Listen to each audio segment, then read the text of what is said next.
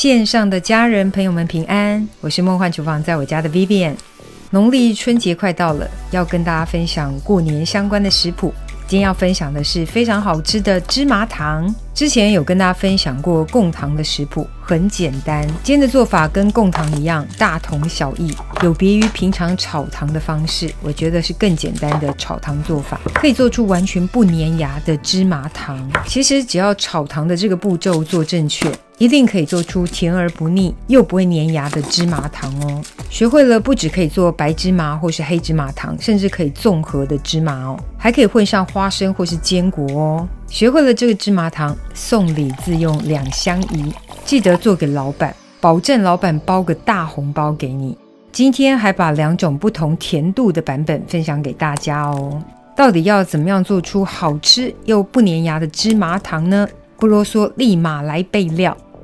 所有材料配方就请大家自行萤幕截图，文字食谱的连结我也会放在资讯栏当中，需要的朋友点开资讯栏就可以看到。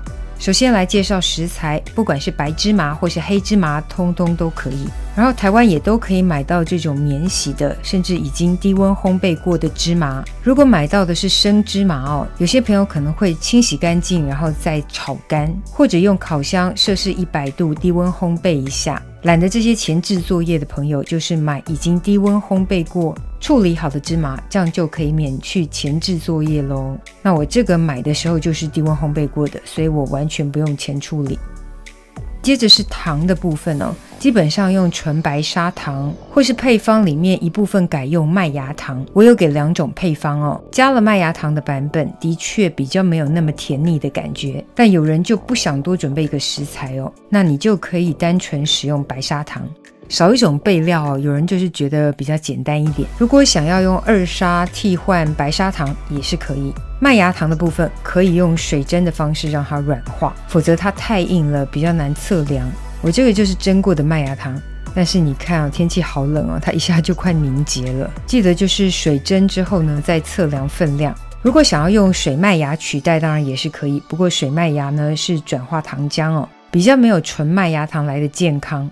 我先示范第1种炒糖的配方哦，白砂糖混合麦芽糖的版本，然后可以加入1小撮的盐解腻哦。如果你是新手，建议麦芽糖不用这么早加，一定要选择一个导热均匀的锅子哦，直接中大火加热，前段要花一点时间让整个砂糖都融化。我这个方法因为不加额外的清水哦，所以只要糖化掉了就可以了。糖在锅中化掉的过程不会有任何滚沸的反应，就会溶解成焦糖色。如果还有部分糖没有化掉，就糖变色之后再搅拌一下。糖全部化掉之后呢，立刻加入所有的芝麻粒，然后火力改小，不断的翻炒哦。这个过程动作一定要快，让每一粒芝麻呢均匀的裹上所有的糖，快速的边炒边翻拌边按压。老实说，我给的糖量已经是极致少了，如果你想更好拌，就再增加一些糖量。因为我这个是减糖版本，所以糖量很少哦，但是又没有办法再低了，因为糖如果太少没有办法粘合所有的芝麻粒，所以建议这个配方不要再减低糖量了，可以增加但是不要再减少。然后趁热赶快入模按压压平哦，趁还有热度的时候蛮容易塑形的，但是只要一冷却就会马上硬掉，所以要趁机赶快的压平压扁。这就很像在做蹦逼汤的时候要掌握的技巧，趁热赶快的塑形。表面可以铺上一张烘焙纸，然后用一个重物哦压平。我的这只是平面的拍肉锤，很适合压糖。大概平整之后就立马脱模来分割，虽然我的糖压的有点歪歪斜斜的，但没有关系，不影响，整体大概平整就可以分割了。记得就是趁糖还有一点点热度的时候赶快分割，等到完全冷却哦，应该就切不动了。其实这个食谱不难，但是就是动作要快一点，然后炒糖的时候要给它有点耐心。再来炒一个纯白砂糖的版本，一样是中大火加热，不要太小火哦。然后记得选择导热均匀的锅具，最好是不粘锅，比较好制作。我的这一咖是美雅的钻石不粘锅，我觉得拿它来炒糖很适合。前面要花一点时间哦，有点耐心，完全不用翻动它，你就看到糖呢开始化掉，就看到整个白色的砂糖呢渐渐的转变成焦糖色。等到完全看不见白砂糖的白色之后呢，就可以开始摇晃锅子，基本上没有颗粒残留，这个糖呢就炒好了。像影片这样子哦，就是最正确的状态。如果不幸还有一点白砂糖残留，没关系，就是拿个筷子开始搅拌，就是想办法让糖完全的溶解，完全化成糖浆的状态就可以了。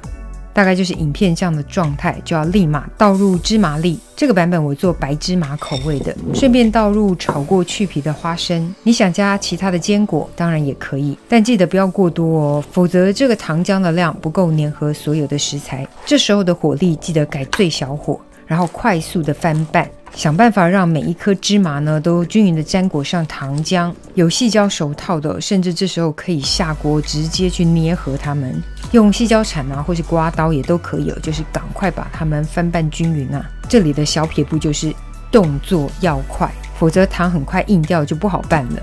趁热赶快取出，放到铺了烘焙纸的平板上，然后想办法压平哦。这个版本不用模具，就是想办法把它压平，这样子可以做出比较薄一点的芝麻糖。这个厚薄程度对老人小孩比较友善一点，不然太厚了怕牙口不好咬不动，就尽量把它压平哦，擀平。表面一样可以铺上一张防粘烘焙纸，然后用擀面杖尽量的压平。趁还有热度的时候呢，调整一下边缘的形状，然后有点丑丑没关系，等等可以修掉边缘。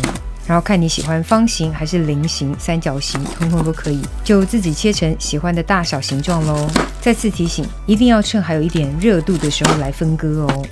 彻底放凉之后，我们就可以放入真空保鲜盒，真空保存，常温3个月不是问题。因为是糖很干燥，不容易腐败，所以完全不需要放冰箱冷藏保存，常温即可。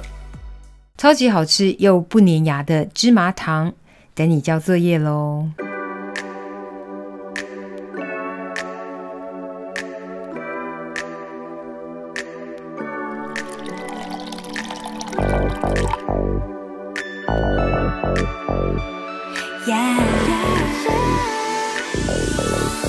One step 달려와줘 like 할렐라 나만 사랑한다고 가져왔던 떨림마저 저 바람결에 사라지는 것 저 푸른 바다